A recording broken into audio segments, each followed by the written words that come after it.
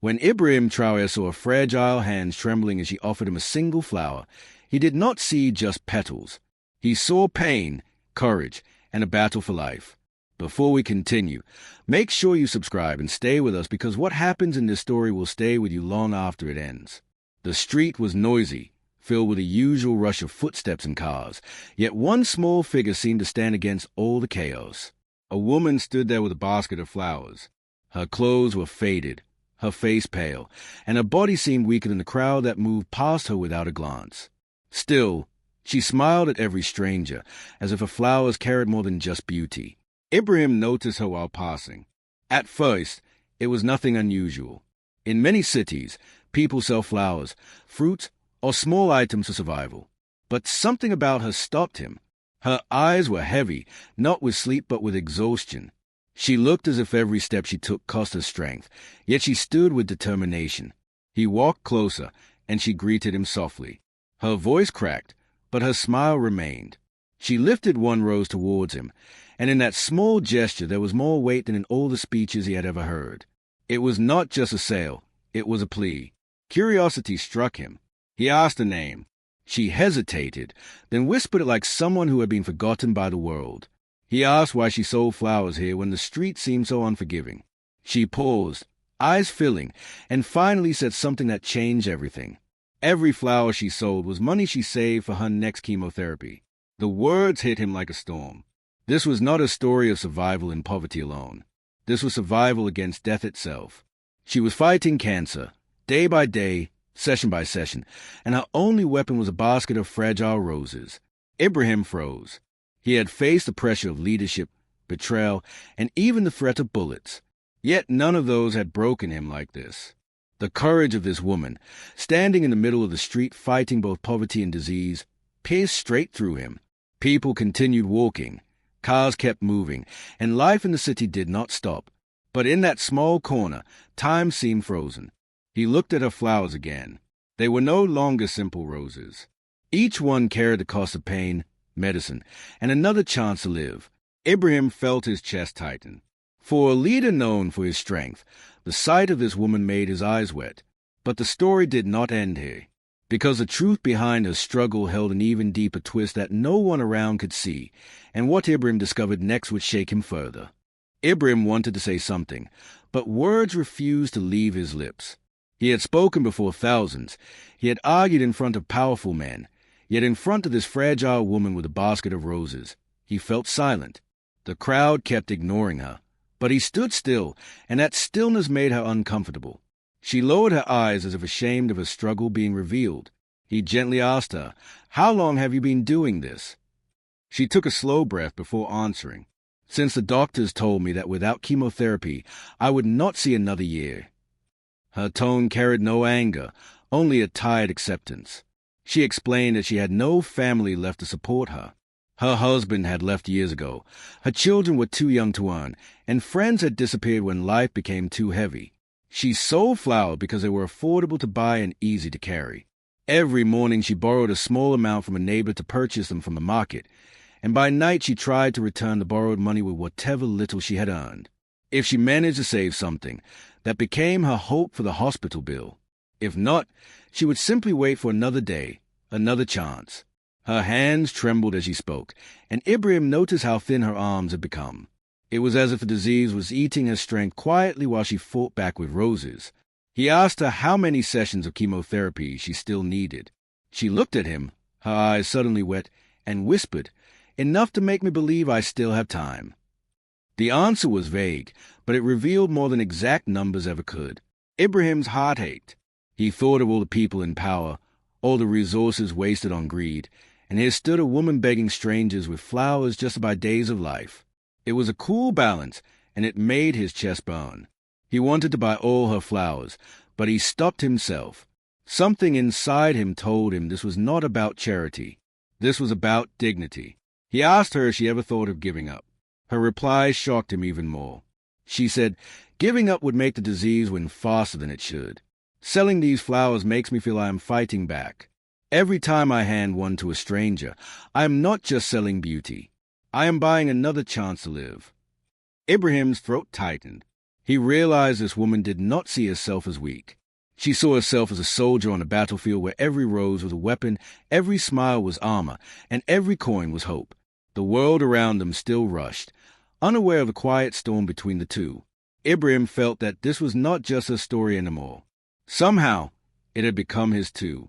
And what happened in the next few moments would leave him shaken even deeper, because fate had one more twist waiting for both of them.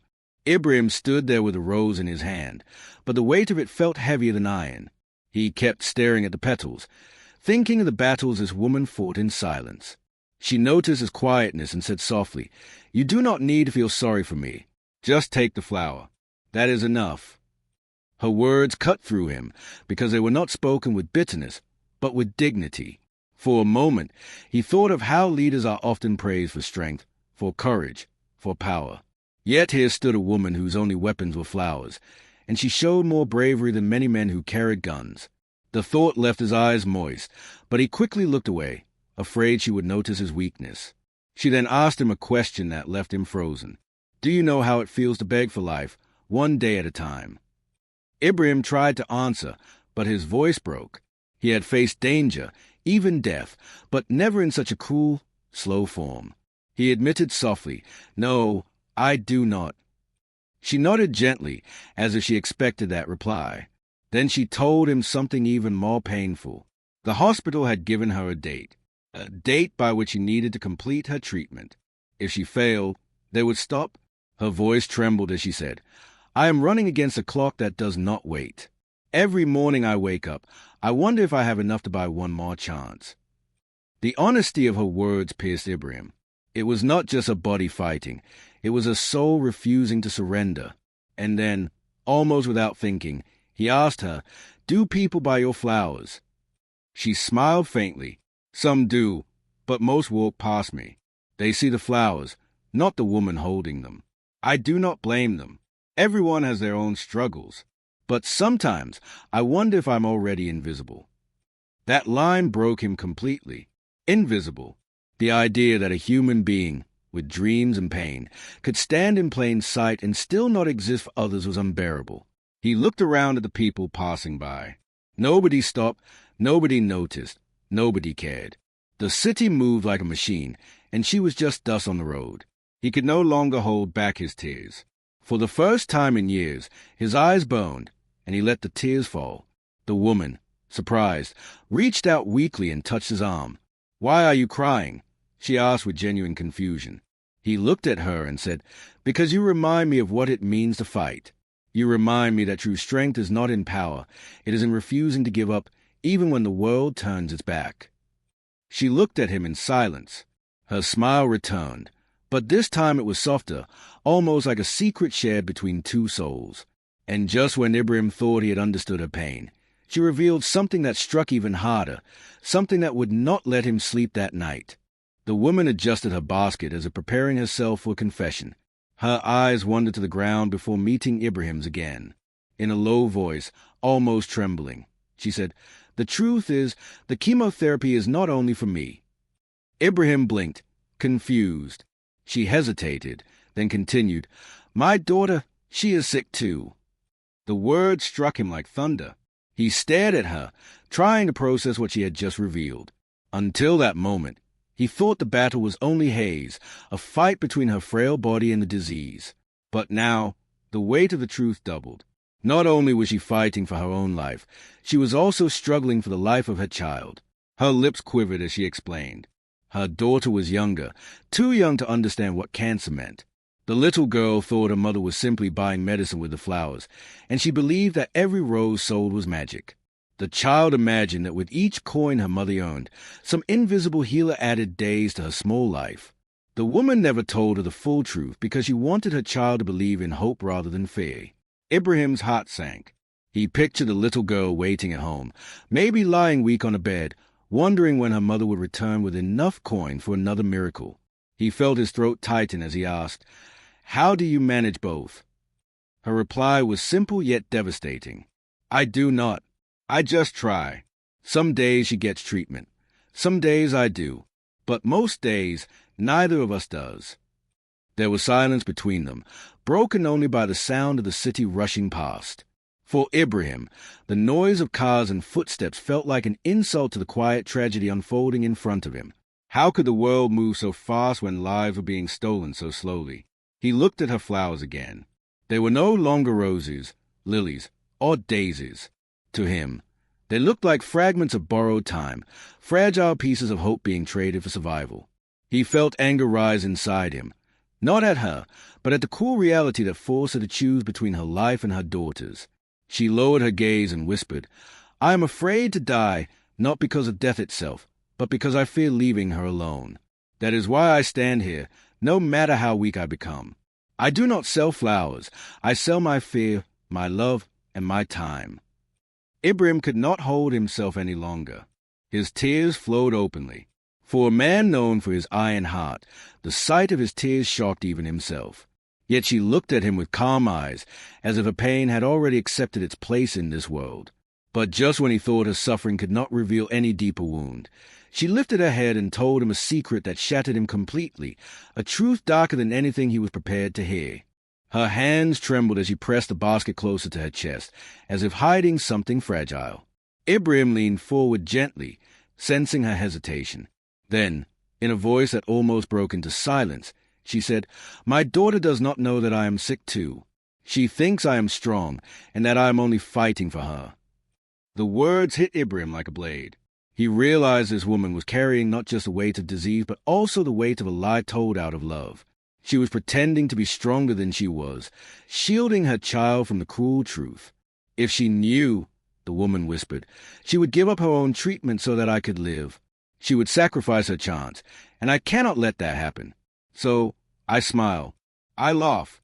I tell her I am fine, even when my body screams in pain." Ibrahim felt his chest ache. He could picture the little girl watching her mother leave each morning with flowers, believing that her mother's strength was endless. In reality, the woman was breaking piece by piece, hiding her pain so her daughter would never feel guilty. It was not just sacrifice, it was a silent war against despair. He asked softly, "Does she believe you?" The woman gave a faint smile. "Children believe what they see. When I smile, she believes I am strong. When I return with flowers, she believes I am winning. She does not know that every step I take feels like a mountain." The honesty in her words left Ibrahim speechless. He thought of leaders who hide behind power, of men who lie to protect their pride. Yet here was a mother who lied only to protect her child's hope. That kind of strength was beyond anything he had ever witnessed. His tears flowed freely now, and he did not try to hide them. The woman reached into her basket and pulled out the smallest flower, a wilted one. She placed it in his hand and said, "This one is for you, not because you need it, but because sometimes even the strong need to remember they are human." Her words shook him deeper than any speech, any battle, any threat he had ever faced. He realized that strength is not measured by victory, but by endurance, by the ability to keep fighting even when defeat feels certain. But then she leaned closer, her voice almost fading, and revealed the truth that shattered him completely. "The doctors told me I have less than 3 months left. Even if I buy every session, it will not stop what is coming. I know my time is ending. That is why every flower I sell now is not for me, it is for her future without me." Ibrahim froze. His tears blurred his vision. This was no longer a simple meeting with a stranger. This was the raw face of humanity, staring at him, demanding he carry a truth too heavy to ignore. For a long moment, Ibrahim could not speak. The woman's words echoed inside his head like a heavy bell that refused to stop ringing. 3 months. That was all she had left, and yet she stood in the middle of the street with flowers, not begging for pity but selling dignity one rose at a time. He felt his breath tighten as if the world itself was pressing on his chest. She noticed his silence and gave a faint smile. "Do not feel sorry for me. Life has already given me enough beauty. My daughter's laughter, even in her sickness, is enough to make me believe I was blessed. What I fear is not death. What I fear is leaving her unprotected in a world that often forgets the weak." Her words tore through him like glass. He thought of all the promises leaders make, all the speeches about justice and humanity. Yet none of those words matched the raw truth of this woman standing with trembling hands and fading breath. She was the embodiment of courage, stripped of luxury, stripped of comfort, yet shining brighter than those who lived in castles. Ibrahim wanted to help, but his mind struggled. What could he do that would not feel like charity? He remembered her dignity, her pride in standing on her own feet. He realized this was not about giving her money. This was about carrying her story forward, ensuring her daughter would never be invisible, ensuring the world could not look away anymore. The woman placed the last rose in his hand. "This is the final flower I will sell today," she whispered. "Not because my basket is empty, but because my body is. I must return to her before she falls asleep. She always waits for me with questions about how many flowers I sold. She believes that number decide whether tomorrow will be better." Ibrahim's tears flowed again. He thought of the countless men who had broken down under pressure, but here stood a woman who carried pain beyond imagination, yet still worried about smiling for her child. He whispered softly, "You are the strongest person I have ever met." She lowered her gaze, almost embarrassed, and said, "No, I am just a mother." And then she walked away, her weak figure fading into the crowd. The noise of the city swallowed her, but her story remained carved into Ibrahim's soul. He stood still, clutching the flowers she had given him, realizing they were not gifts. They were lessons. Lessons about love, about sacrifice, about a battle fought not with weapons but with roses. That night, Ibrahim could not sleep. Every time he closed his eyes, he saw her daughter's face in his imagination, waiting with hope, unaware how little time her mother had left. The weight of that truth pressed on him like no battlefield ever had. The question remained, echoing endlessly in his mind and in the silence of the night. How many of us walk past people like her every day, blind to their battles? And if tomorrow we face someone selling roses, will we see just flowers, or will we see the story of survival hidden behind them?